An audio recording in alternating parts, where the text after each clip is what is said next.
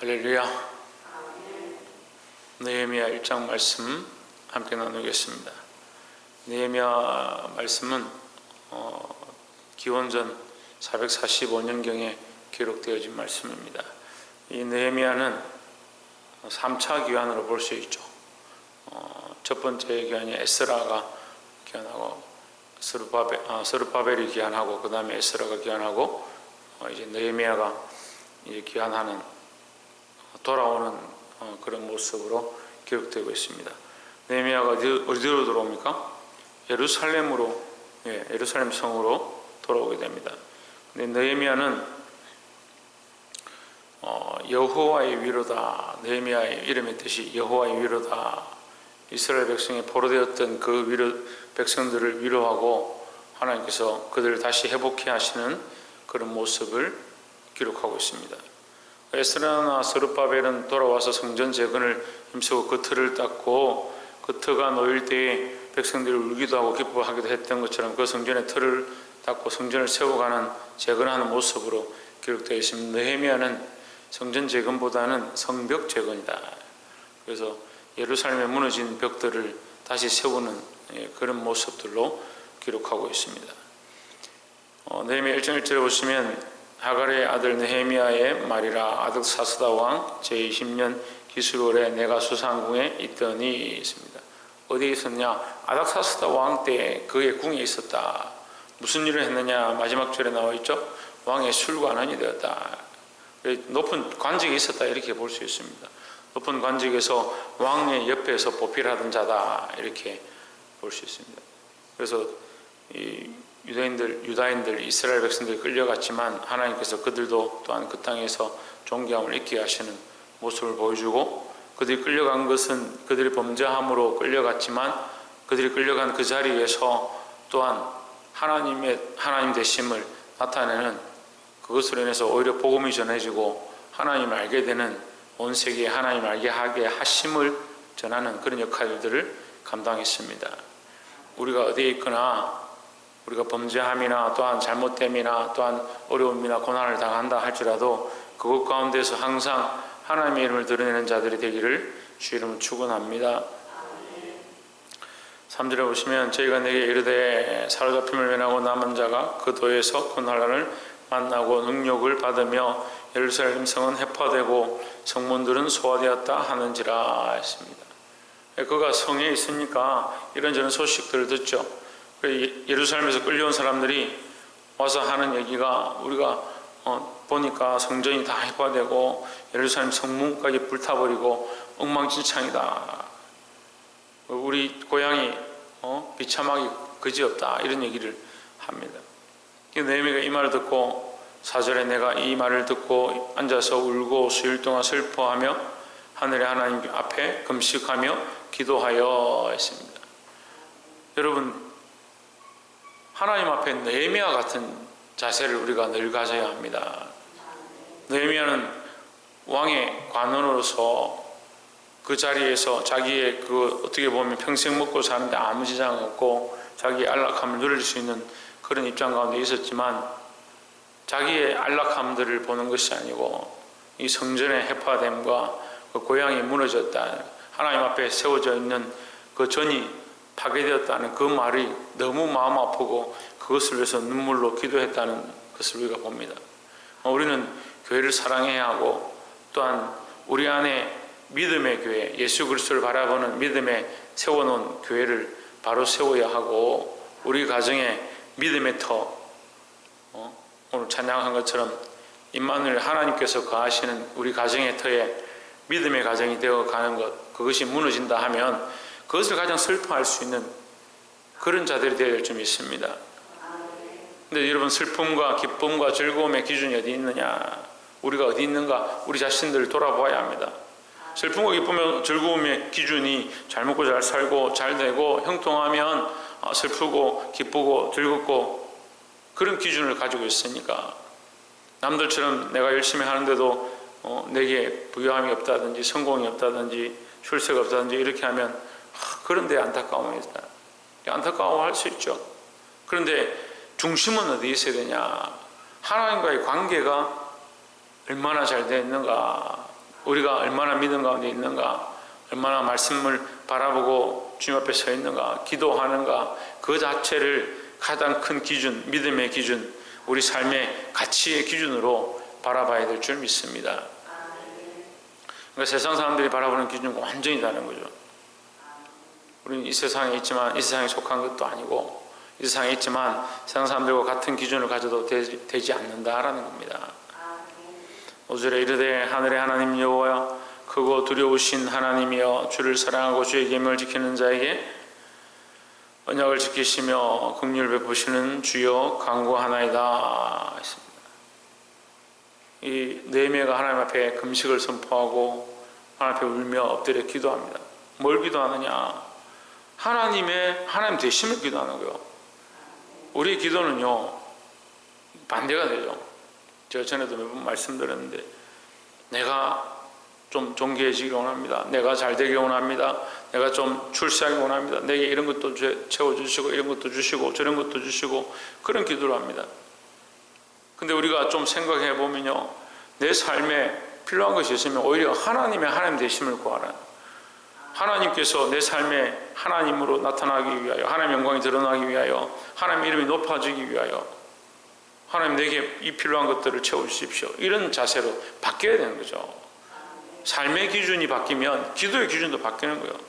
하늘의 하나님이여, 크고 두려우신 하나님이여, 하나님의 백성들과 언약을 지키시는 하나님, 긍휼을 베푸시는 주여 간구하나이다. 그게 누구를 높이냐? 하나님을 높이고 하나님의 영광을 위하여 기도하는 겁니다. 그 예루살렘이 해파되어지고 성전이 성문이 소화된 것들을 볼 때에, 그 소식을 들을 때 하나님의 영광, 하나님 되심이 이방 가운데 어떻게 되겠습니까? 모세의 기도도 그렇게 기도합니다. 모세가 이스라엘 백성이 범죄함으로 인해서 하나님께서 내가 비켜라, 내가 저들을 다 쓸어버리겠다 하실 때에 모세가 뭐라고 기도합니까? 하나님이 이 백성들을 인도할 힘이 없어서, 저희 하나님이 저들을 그 애굽에서 끌어내었지만 그 사막에서, 광야에서 인도할 힘이 없어서 저들을 그 광야에서 멸망시켰다고 하지 않겠습니까? 하나님의 이름이, 하나님의 영광이 가려지지 않겠습니까? 그 하나님 앞에 막아서서 모세가 그런 기도를 하는 거예요. 모세의 모세됨을 위해 기도하는 것도 아니고, 백성의 백성됨을 위해 기도하는 것도 아니고, 하나님의 하나님됨을 위하여 기도했다는 거죠. 여러분, 우리의 간구하는 목적, 우리의 기도하는 방향이 하나님의 이름을 높이는데, 하나님의 영광을 드러내는 데 있기를 주의 이름으로 축원합니다. 6절에 이제 종이 주의 종 이스라엘 자손을 위하여 죄를 기도하며 이스라엘 자손의 주 앞에 범죄함을 자복하오니 주는 귀를 기울이시며 눈을 기울이시사 종의 기도를 들으시옵소서. 나와 나의 아비집이 범죄하여 7절에 주를 향하여 심히 악을 행하여 주의 종 모세에게 주께서 명하신 계명과 율례와 규례를 지키지 아니하였나이다 했습니다. 여러분, 사실 이게 주제 파악이 안 되는 거예요. 제가 이렇게 말씀을 읽으면 우리는 이게 이해되지만, 다른 3자가 이 성경을 읽으면요, 이게 주제 파악이 안 돼요. 왜 안 됩니까? 자기가 뭔 죄를 지었냐, 자기가 관리고 여기 잘 나가고 그래도 믿음 생활을 해서 하나님 잘 믿었더니 복을 받았는데, 근데 갑자기 여기 와서 복 주신 하나님 그건 놔두고 지금 예루살렘 성이 해파되고 성문이 소화됐다, 불탔다는 그 얘기를 듣고 하나님 앞에 엎드리고 내 죄입니다 이렇게 하니까 주제 파악이 안 되는 거예요. 상황이 안 맞잖아요. 세상이 이론을 하면 이 상황이 안 맞는 거죠. 앞뒤가 안 맞잖아요. 예루살렘 성이 탔지만 나는 여기 포로로 끌려온 이 비참한 상황 가운데도 내가 열심히 해서 기도를 열심히 하고 하나님을 열심히 바라봤더니 하나님께서 내게 복을 주셨습니다. 하나님 감사합니다. 난 더 열심히 여기 살겠습니다. 이렇게 해야 되는데, 세상의 기준을 보면 그렇게 해요. 사람의 생각으로 보면 그렇게 해야 되는데, 느헤미야는 뭐 하느냐? 저 예루살렘 성을 위하여 우리 아비집과 내가 범죄하였나이다.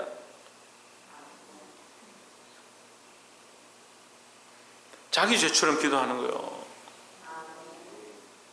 이 신약 말씀에도 뭐랍니까? 주의 종들을 너희가 좋은 것들을 함께하고 섬겨라. 왜? 그들은 그 양들을 인도하기 위하여 자기가 범죄한 것처럼, 자기가 회개할 죄인인 것처럼 회개한다. 이 아비의 마음을 가지고 목자의 마음을 가지면요, 이 양들이 하나님 앞에 기도하지 아니하고 하나님 앞에 나오지 아니하고 세상으로 가는 것들을 볼 때 마음이 아파서 그들 위해 기도하고, 하나님 제가 무엇을 잘못했습니까? 저 영혼들의 연약함들 용서해 주십시오. 저들의 잘못됨을 용서해 주십시오. 저의 잘못입니다. 제가 저들을 위해서 기도하지 못했고 제가 저들을 향해서 말씀을 똑바로 전달하지 못했습니다. 그런 안타까운 마음으로 기도하는 거예요. 내가 죽을 죄인인 것처럼 기도하는 거예요. 중보자가 뭡니까? 중보자가 그 사람의 입장에 서서 기도하는 거예요. 하나님, 내가 저 사람의 입장에 서서 내가 저들을 바른 길로 인도하지 못한 것 용서해 주십시오. 그건 중보자의 입장에서 해야 되는데, 기도도 자기 입장에 서서 하고, 나는 저 죄인들과 같지 아니함을 감사합니다. 누구의 모습입니까? 바리새인들 모습이냐, 바리새인들. 나는 저 죄인들과 같지 아니함을 감사합니다. 그게 자기만 생각하는 거예요. 제가 지금 두 가지를 얘기했습니다. 첫 번째는 하나님의 관점이에요. 하나님의 관점. 하나님의 마음을 가져야 한다는 거예요. 그래서 누구를 구한다고요? 하나님을 구한다고. 하나님 되심을 구한다. 나를 구하는 게 아니고 하나님의 하나님 되심을 구하고, 나를 구하는 게 아니고 저들 위해 중보할 때 그들의 입장에 서서 내가 죄인인 것처럼, 내가 할 수 없는 자인 것처럼. 우리 가정에 믿지 않는 자가 있습니까? 내가 만나는 사람들 가운데 예수를 모르는 자가 있습니까? 교회를 핍박하는 자가 있습니까? 내가 죄인인 것처럼 기도해야 됩니다. 스데반이 주여 저들의 죄를 용서하여 주옵소서. 예수님 십자가에서 주여 저들이 한 일을 알지 못하면 저들을 용서해 주십시오. 우리가 이 십자가의 길을 가고 예수님이 걸어가신 길을 걸어간다면 우리가 그들의 죄를 지고, 우리가 사랑하는 자들의 죄를 지고 그들을 위하여 기도하고 하나님의 하나님 되심을 높여야 될 줄 믿습니다. 9절에 만일 내게로 돌아와서 내 계명을 지켜 행하면 너희 쫓긴 자가 하늘 끝에 있을지라도 내가 거기서부터 모아 내 이름을 두려고 택한 곳에 들어오게 하리라 하신 말씀을 이제 청컨대 기억하옵소서 했습니다. 예, 마지막으로 우리가 이 말씀을 누차누차 보고 말씀이 우리에게 계속해서 가르쳐 주는 거예요. 너희는 말씀으로 기도하라. 말씀으로. 하나님의 말씀이, 이 하나님께서 이렇게 말씀하지 않습니까? 땅끝에서 너희가 기도할지라도, 땅끝까지 너희가 버림을 당했더라도 돌아와서 하나님 앞으로 얼굴을 향하고 엎드리며 성전을 향하여 기도하면 내가 하늘에서 그것을 듣고 너희를 다시 돌아오게 할 것이다. 그 말씀을 하나님 기억해 주십시오. 그 말씀을 기억해 주십시오. 그러니까 뭘 자꾸 기도하냐면, 뭘 자꾸, 아이고 나는 쟤는 사랑하는 애니까 복 주시고 쟤는 좀 별로 안 좋아하니까 쟤는 놔두시고, 이거는 나하고 관계 있는 거니까 좀 잘 되면 좋겠고, 이건 나하고 관계 없는 거야. 나 기도도 안 할 거다. 얼마나 자기 주관적으로 기도하는지요. 얼마나 자기 주관적으로 삶을 살아가는지요. 하나님의 하나님 되심을 구해야 하고, 하나님의 마음을 알고 하나님의 존귀함을 위하여 기도하라는 거죠. 또한 내가 죽을 죄인처럼, 내가 회개할 것이 많은 죄인처럼 많은 영혼들을 위해서 중보하는 자리에 서야 될 줄 믿습니다.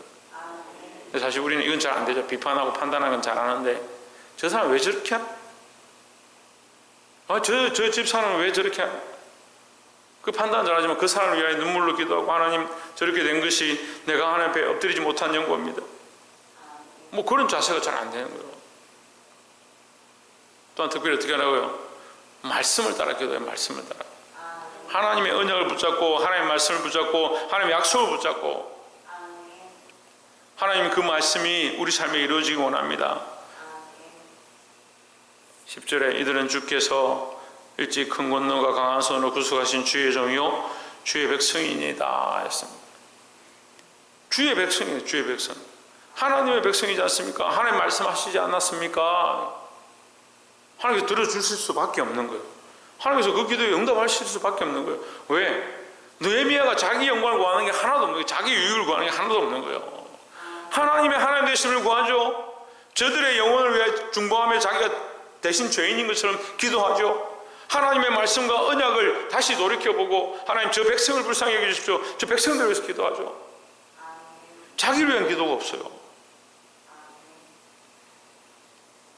우리 같으면 여기 하나 끼워 넣겠죠. 하나님, 우리가 아닥사스다 왕에게 보물 좀 더 받고 내가 좀 더 성진하게 해주십시오. 솔직히 그렇게 기도할 거 아니에요.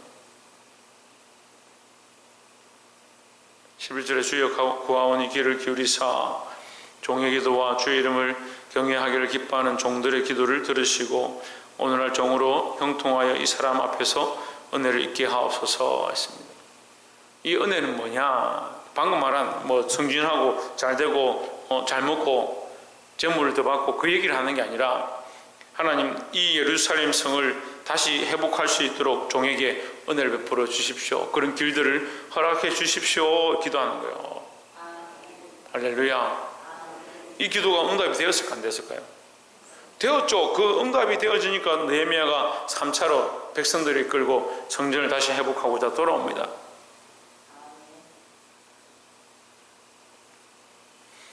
말씀 맺겠습니다. 하나님의 역사 속에서 느헤미야와 많은 주의 종들, 에스라나 서룹바벨이나 다니엘이나 많은 종들이 시험을 받고 포로로 끌려간 것 같았지만 역전의 역사로 다시 돌아와서 예루살렘을 회복합니다. 하지만 또한 그 역사 속에서 바벨론의 나라는 없어지고 메대와 바사로 깨어지고 로마로 이렇게 넘어가는 그런 역사적 전철 가운데 지나가게 됩니다. 하나님 역시 여전히 뭘 하시느냐? 하나님의 하나님 되심을 보여주십니다. 우리는 역사를 통해서 하나님의 하나님 되심을 봅니다. 그렇다면 우리도 우리 삶 가운데 뭘 구해야 하느냐? 하나님 되심을 구해야 합니다. 하나님께서 우리 삶에 하나님 되어주시고 내가 내 삶에 하나님으로 하지 아니하는 것들이 다시 고쳐지고 회복되게 하여 주옵소서. 그렇게 기도한 자들에게 소망합니다. 단 우리 죄를 회개할 뿐만 아니고 우리는 회개할 것이 없다 하더라도 다른 영혼들을 위해 기도할 때 그들 위하여 회개할 죄인처럼 중보하는 자들이 되어지고 더 나아가서 우리는 기도할 때마다 교회를 위하여 가정을 위하여 다른 죽어간 자들을 위하여 또 지역사회를 위하여 하나님 말씀으로 돌아오기를 그 말씀을 붙잡고 하나님 앞에 기도하는 저와 여러분 되시기를 주의 이름으로 축원합니다. 기도하겠습니다.